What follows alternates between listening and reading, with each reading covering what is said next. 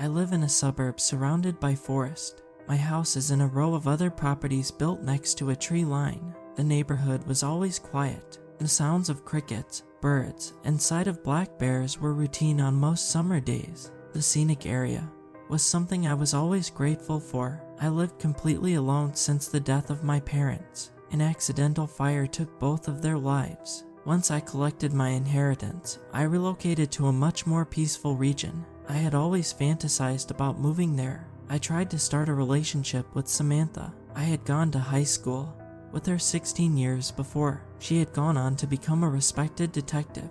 My attempt at something long-lasting with her failed. She was too career-oriented. I was reeling from grief, focusing on building something meaningful. With her was a pipe dream. Things around my community changed once the Murphy family went missing. The first sign that something was off on that Wednesday was how their blinds had closed. Their silver Chrysler remained parked in the driveway. A tennis instructor at the country club noticed the wife of that house did not show up for the program. He called their number to make sure everything was all right. When no one responded, he notified the authorities. Rumors abounded immediately among the homeowners association about an alleged affair. The gossip only furthered when the married couple and their 3 kids were not found in the abode. I watched from my balcony as the patrolman roped the place off with caution tape. The domicile was a 3-story building with brick chimneys and a few peaked roofs in the style of English towers. They were beige, light blue, and crimson. On the morning of the Murphys' desertion of society, the architecture became a hollow image. It was one that was once filled with activity and life. The law did what they could. Any success they may have had in the investigation was secret. A few months passed by and they removed the caution tape. I followed the online police logs. The weather was pristine and clear the day they vanished. The fact that there were no witnesses to what direction they may have gone disturbed me. I had heard how the man, Frank Murphy, had a bit of a temper and always had a bourbon in hand. I had heard mutual friends describe him as an alcoholic in denial of his servitude to liquor. He was an indignant individual who knew no true repercussions for his behavior. He always had bail money from a software company he founded and sold a long time ago. I was never close to that family, but I peered out at their vacant house far more than I ever had. I was in need of an answer. What could have happened? I called Samantha one evening as I sat on my bed, wondering how she would respond to my reaching out. We were never argumentative or on bad terms. I still worried about her reaction and hoped it would not be a dismissive one. I heard her say hello. Her voice still impressed me. I had almost forgotten how silky her tone was. I knew it could change to a much firmer pitch when she was interviewing a suspect. "Hi, Sam. I'd like to know if you'd be free tomorrow for a cup of coffee. We can go to that place, the Bean Field, off Pond Road. It's been a while, and I know you have a lot to tell me about what's new in your life." There was a pause on the other end, and for a second a bout of anxiety hit me. I judged my own words as robotic, stilted, and sure to push her away. I reasoned she was summoning an excuse to get out of having to interact with me. How dare I presume she would even entertain the notion of having a meeting? "That sounds great," she said. "Tomorrow is my day off. Luckily for you, I'm in the middle of an incident right now. It's a 5-car pile-up about 40 minutes from where you live. I've got to run. I'll see you tomorrow." When she hung up, I was triumphant. I looked at our old text conversations. I realized we had not been in communication with each other for over 12 months. Now was my opportunity to reconcile that gap of unintended avoidance. I knew it would be an undeserved opportunity. I sat outside of the cafe. The next morning at a black metal table, I had a view of rolling hills dotted with trees. A highway with multitudinous shrubberies sat on either side of it. I sipped a latte while waiting for her. When she arrived and stepped out of her hatchback in the parking lot, her appearance floored me. She had not dressed up for our supposed date, but that did not make a difference. She had arrived from the gym and wore shorts and a top set. She donned a gray and green hoodie. She sat across from me and reached for the menu. "Can you go to the front and order me avocado toast?" Samantha asked. "I'll also take a mocha with a few shots of espresso, please." I did exactly that. When I returned with her items, she apologized for consuming her meal in less than 2 minutes. "I hadn't eaten since 5 p.m. yesterday," she said between sips. "I understand," I said. I doubt you ever have a consistent schedule anymore. You're right, but that's why I have to enjoy my free time when I can. We settled into talking about what had happened since we last saw each other. I referenced my trying to learn another language with the hopes of moving to Europe or Canada. After 15 minutes of small talk, I asked her about work, but I did so with caution. It started with me wondering about what the call she was on when we were on the phone was about. A drunk driver blew a stop sign and hit 2 other vehicles, she said. It was ugly. A few people died. We'll see if the man in silk pajamas gives him the proper sentence or a traffic citation. You know, I'm curious about what happened to the Murphys, if they're hurt or not. You and everyone else, she said. We've been getting so many witness accounts, and so far they've all been bogus. All I know is what I saw when I got there. I didn't know you were one of the responders, I said. Yeah, something about the place was off from the moment I walked in. I found heavy items in place they should not have been in. The toolbox was not in the garage, but on the second story. A disassembled snowball relay scattered everywhere in pieces. The oven door was on their bed. Frank Murphy was not the strongest guy in the world, either. For him to cause the kind of property damage I saw doesn't make a lot of sense. At the risk of sounding crazy, inexplicable things happened when I was there. Like what? I was under the impression that something was playing a trick on me. Electrical outlets sparked a few times out of nowhere. The ceiling fan would go from still to spinning. When I looked up at it, books would fall off of the shelves. A volume on black magic, of all things, almost hit the top of my head.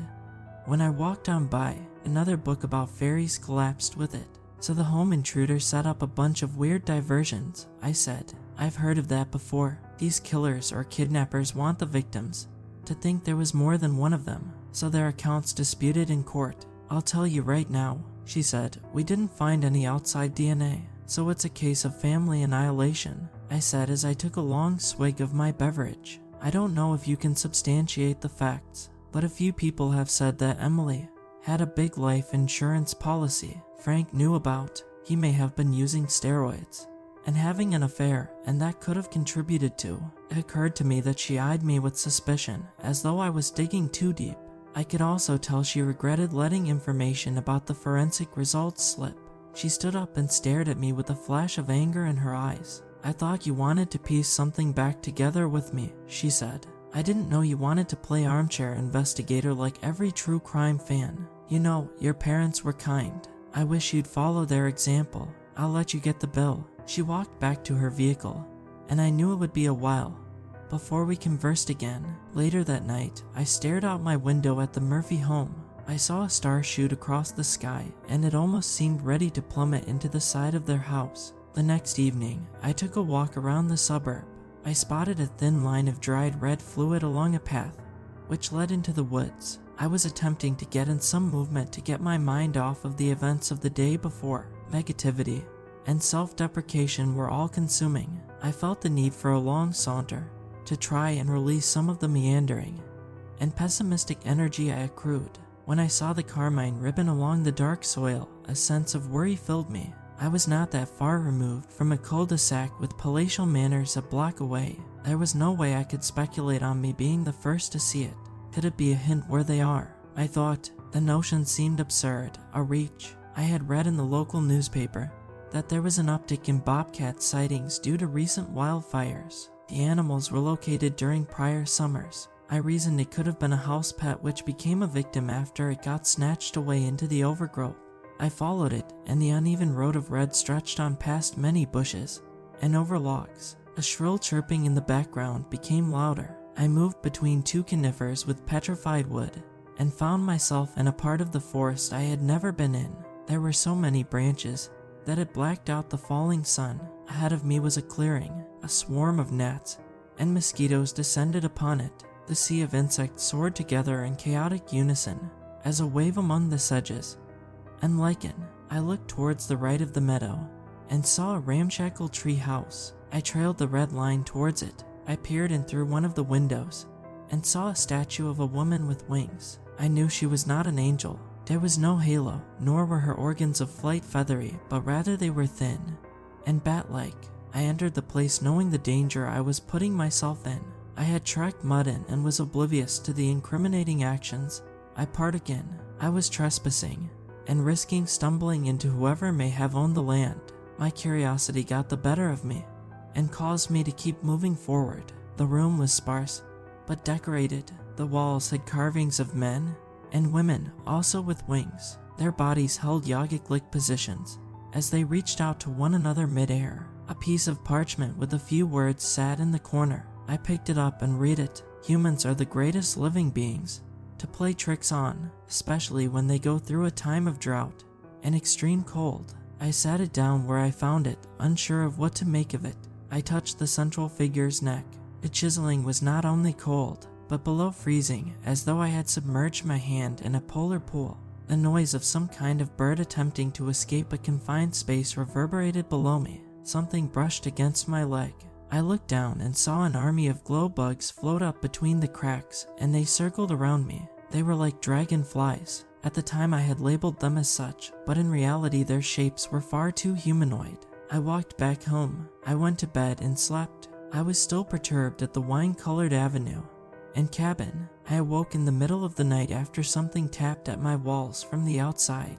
I peered out and saw the Murphy home and observed how the blinds over their casements were wide open. A hive of mites filled every inch of the interior. I found the decomposing body of a chipmunk stuffed into the tailpipe of my vehicle the next day. This horrified me because the deliberation of the act was too evident to ignore. While I did have a surveillance camera on my porch, the coverage of my vehicle was non-existent. I calmed myself down by thinking it was likely a tempestuous child. I retrieved a pair of medical gloves and disposed of the creature before going on with the errand. The rotting body had a horrible smell. It was like an onion left out in humidity for days, and my stomach turned as I sealed it off in the garbage with the lid. The next morning, I looked in my closet. Some of my favorite shirts had disintegrated. Holes and patches of destroyed fabric littered them. I found it odd and even searched online for possible answers before I decided it had to be a moth infestation. I sprayed lavender, information on a website stated that was a cure-all, but the problem persisted. It bothered me that I had not seen a single aphid, but I pushed that concern away. A few days afterward, when I had tossed my disheveled pieces of attire, the power in my house went out. This was not such an unusual occurrence during the heavy winter months. For it to occur in the summer was strange. It was a rolling blackout. Once my house had electricity again, I noticed how someone moved items around.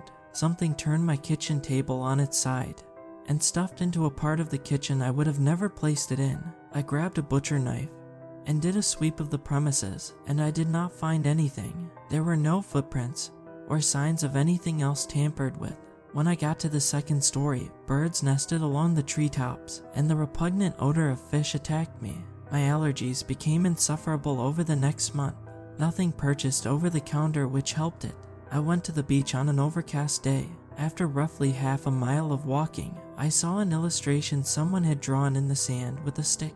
It was of a being with air files. A light precipitation had fallen earlier. As I trailed along the former part of the sand, a glint in the corner of my eye caught my attention. I looked out at the water and saw what appeared to be a light blue outline of wings beneath the surface. A phosphorescent wall of creatures surrounded me. As the days march on, I know I am stalked by something I cannot rebel against, let alone have any agency or autonomy over. My pillowcases have shredded, the pipes in my basement have burst, and someone left me a gift at my front door. When I opened it, I saw mice scurry away. It was a book, and it was one about the history of fairies. I picked it up and had to blow the dust off of it. Someone had stolen it from a musty subterranean chamber and brought it here. I theorized that it was Samantha, passive-aggressive with her disappointment in me, yet I flipped through its pages and find it all too familiar. I cannot help but wonder if this is a sign of something far more dangerous.